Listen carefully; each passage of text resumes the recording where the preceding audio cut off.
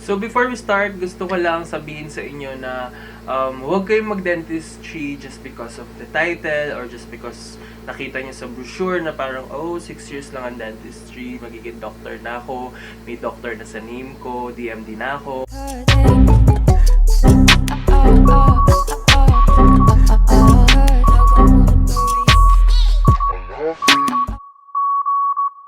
Hey amazing people of YouTube, I am Bench Lopez and welcome back to my YouTube channel. So, sa loob ng 1 month guys na quarantine, look at my face from my previous videos. Talagang lumaki na po ako. Dahil pag bored po ako, wala pong ginawa kung di kumain. Gusto ko mag-diet pero like, paano? Pero ayun guys, dahil extended nga yung quarantine natin, I hope you're all safe and well. Stay COVID-free po. Stay COVID-free po. And of course, sana kung wala naman kayong business na gagawin sa labas, huwag na kayo lumabas. Para, alam mo yun, huwag na mas-spread thoroughly yung virus. Kasi we all want this to stop. So, kung gusto niyo mag-stop to, let's join hand in hands together. Pero hopefully din ng government, maglabas pa ng konti pang effort kasi nakukulangan po kami. Pero ayun, huwag tayo mag-politics ngayon. Extended na nga po din ang aming quarantine sa Baguio hanggang May 31. And medyo nasa-stress na ako kung ano mangyayari sa schools and stuff. But for now, let's talk about dentistry. Kasi yung last video ko guys, which is the dentistry student Q&A, medyo marami pa rin siyang views up to this day. 760 lang naman, pero for me kasi, feeling ko ang dami na nun. So feeling ko, ang dami nyo nang gustong itanong. Ang feeling ko talaga. Pero ayun, marami talagang questions dito na hindi ko pa pala nasagot sa previous vlog, which is I will answer today. So first question natin is 30k tuition per sem. Ilang sem po ang dentistry dyan? So I think nung first year, second year ako, mga around ganun lang yung tuition fee namin. Mga 27,000 to 30,000. Feeling ko ngayong mga panahon na to kasi new curriculum na siya. Feeling ko kung magtataas man, siguro mga around 30k plus pa rin siya. Pero ngayong pre-clinical na ako, second year student, second year proper, old curriculum, yung tuition fee namin is 38,000 plus. So, ayun, mga around 38 to 40k yung magagastos niya sa pre-clinical. So, mas mura pa rin siya other than other school kasi parang nalaman ko sa friends ko sa Manila, yung tuition nila is around 60 to 70k or more than. So, parang if ever na hindi nyo kaya yung mas mataas na tuition fee, pwede kayo dito sa UB. Kasi for me naman, quality education naman yung binibigay nila. Hindi naman ako parang 38k, parang sure ba kayo na maganda dyan? Pero for me kasi parang okay naman siya. Magaling naman yung mga prof dito. Yun, baka kasi isipin nyo, ay mura, baka yung ano nila, yung pagtuturo hindi ganun kaganda. For me, okay naman yung pagtuturo nila. Hindi naman siya parang downgrade ganun. So, you don't have to worry about that. So, ilan sem ang dentistry dyan? So, 6 years kasi siya eh. So, 6 times 2. 12 sems bago ka mag-graduate. Okay? 6 times 2. 12 sems? Oo, 12 semesters bago ka mag-graduate. Tama ba? 6 years, di ba?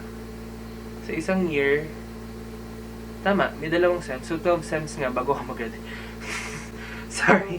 Kaya po ako nag-dentista, hindi po ako magaling sa math, kahit simple math, I don't care, ayoko talaga ng math. So, yun. So, next from James Soriano, Kuya, wala bang discount sa tuition if with honors ka? So, I think meron naman discount kapag honor student ka. Nung high school, i-apply mo lang siya sa office kasi hindi ko sure kasi hindi po ako matalino nung high school. Pero may friend po ako na I think scholar siya nung first year niya. Okay? Tapos, meron din namang Dean's Lister, kailangan i-maintain mo yung grade mo na parang 87 pataas. Before, hindi ko lang sure ngayon. Kailangan 87 yung average mo per sem para maging Dean's Lister ka. And of course, may corresponding level yun. Parang level 1, 5%, level 2, 10%, ganun. I'm not sure, pero may mga levels yan. And gusto ko lang ipagyabang na naging Dean's Lister po ako ng 1 sem. Kaya nagka-discount ako na parang less 5,000 din yun sa aking tuition fee. Which is malaking tulong na rin for us, diba? Ang next question from Guini, meron po bang entrance exam at mahirap po ba?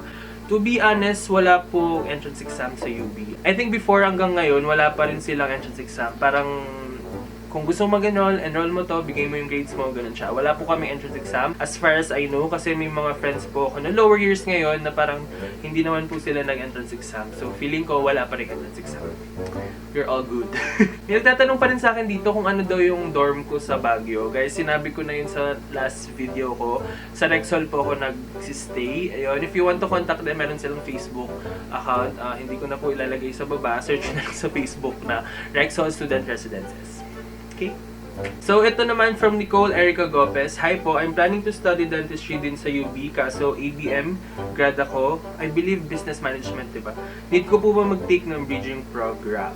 I think, hindi mo need ng bridging program, kung ano man yun.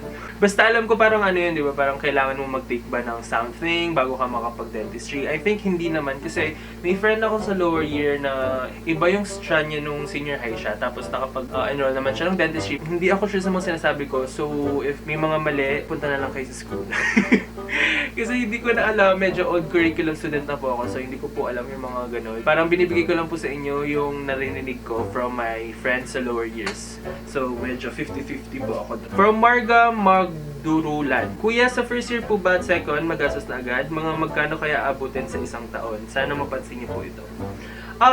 Kung first year pre-dent, first year, second year pre-dent, medyo wala naman masyadong gastos dyan. Ang pinakagastos nyo lang dyan is mga bond papers, and of course, sa second year, meron kayong carving. Magka-carve kayo ng mga ngipin, kailangan nyo ng mga specimens, kailangan nyo ng wax, ganun. Pero hindi naman sila ganun kamahal, parang around, siguro yung wax around 30 to 50 pesos, ganun. Tapos, yung mga materials, siguro sa isang sem na yon sa second year pre-dent nyo, mga pwede na siguro yung 3K for the whole sem, for that carving session nyo. Hindi naman siya ganun kamahal. Ang mahal guys is kapag nag-preclinical na kayo, as in, kapag may subject na kayo na pang dentista talaga, as in parang kuwari restorative dentistry 1, yun yung pasta. As in kailangan bilhin nyo na lahat ng mga materials. Doon yung super mahal. So pagdating nyo ng 3rd year, 4th year, 5th year hanggang 6 years na guys, 6th year na guys, doon na yun talagang mo na lang parang, sige po, ito na yung bayad namin. Opo, 60k. Ito po, 25k po pang oral surgery. 15k po pang Ganon yung feeling. As in parang ganon. Kasi nung first year namin, as in yung first time namin makita yung mga price, parang oh. Ganon kasi parang guys, meron kaming restorative set, parang ano yun, parang around 5,000 pesos. Pero kompleto naman na yun eh. Pero imagine nyo, mga tools lang na ganon, 5,000, parang mind-blowing. Pero ayun, if I were you guys, kung mag-clinical na kayo next sem, kung may mga subject na kayo next sem na pang restorative dentistry, ganyan, pang mga fixed prosthodontics, bilhin nyo na yung mga magagandang gamit. As in, huwag kayong maniwala sa mga mura. Kasi promise guys, quality pa rin ang hinahanap nyo. Huwag yung, oh my god, mura yung gamit. Parang feeling ko okay na to. Mag-work naman siya eh. Nag-aaral pa lang naman tayo. So, kailangan yung mura mo nang gamitin.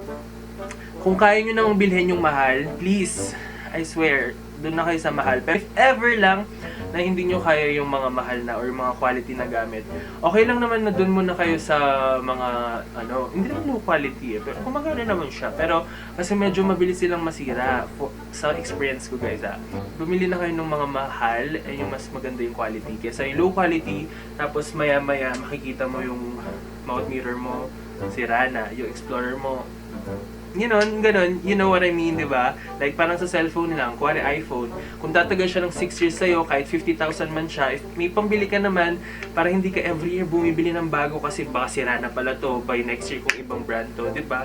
Gets nyo? If ever kaya nyo nang bumili ng mga mahal na gamit, yung mga medyo mas high quality, i-push nyo na yun kaysa yung mga low quality na gamit na masisira lang din. Parang feeling ko kasi kapag ganun, parang doble-doble pa yung gastos. Imbis na may bibilhan ka na dun sa pera na yun, specific na pera na yun, parang papibili mo pa nung nasira mong gamit. So next naman, from Jamie Ferrer. Hi, may scholarship po ba dyan sa dentistry ng UB? If meron, may mga prof po ba dyan na nambabagsak? Kahit nagsusumikap naman ng students, mahirap po kasing mag-maintain ng scholarship kapag ganun.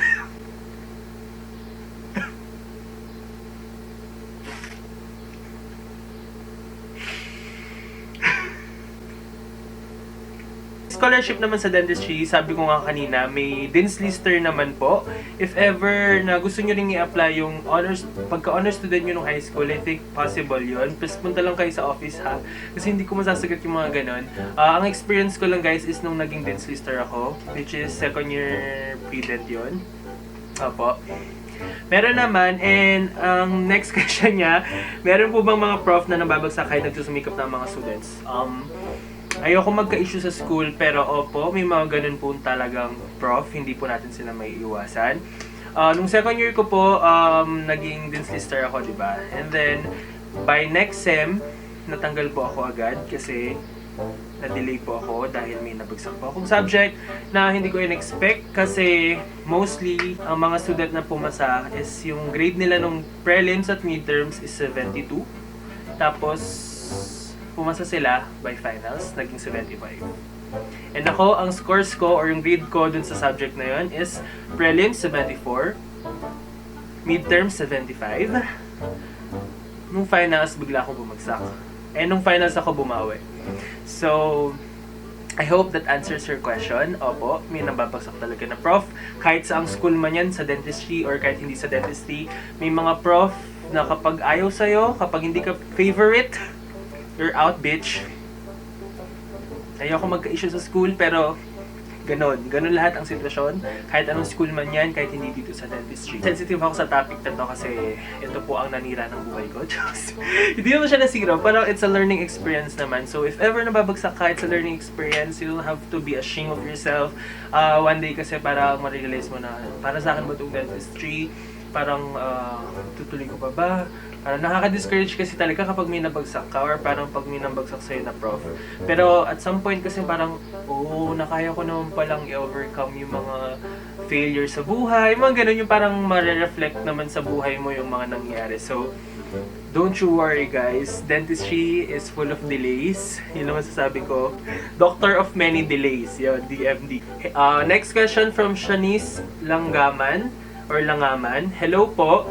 Naghahanap rin po ba kayo ng patient na gagawin nyo ng procedure as school requirements? Opo! Pagdating po ng third year nyo or pagdating ng first preclinical subject nyo, meron po kayong RPD or removable prosthodontic dentures. Yun po yung pustiso na hindi lahat. Parang may mga certain ipin lang, gano'n. So yun, kailangan po namin ng patient doon. Naghanap po kami ng patient for that. Medyo promising din yung semester na iyon. Which is, last year yung semester na yun guys for me. Kasi supposedly, clinic na ako next sem. Pero nangyari nga itong pandemic.